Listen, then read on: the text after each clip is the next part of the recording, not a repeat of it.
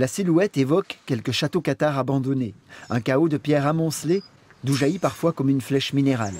Le château du Kagenfels est pourtant assiégé chaque week-end par une troupe de bénévoles de l'Association pour la conservation du patrimoine aubernois.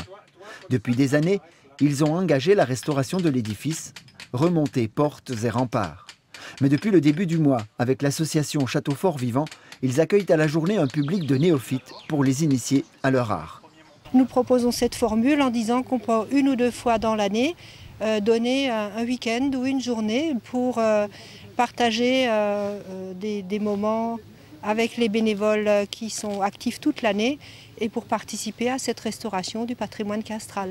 Donc vous voyez là-bas des sapins actuellement, les sapins ont poussé sur des gravats qui correspondent à peu près 15 à 18 mètres d'effondrement de murs. Donc le vrai sol du XVIe siècle, il y est sans doute 5 ou 6 mètres ou 8 mètres sous les racines des arbres. Connaître l'histoire de cette construction, de sa naissance au XIIIe siècle jusqu'à son abandon au XVIIe, c'est contribuer à mieux appréhender la nature des matériaux et comprendre comment les intégrer dans une logique de conservation.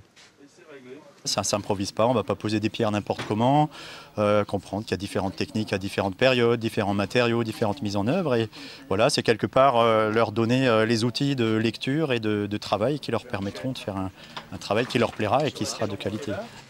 Première tâche, identifier les pierres pour les classer et poursuivre le travail d'inventaire déjà entrepris.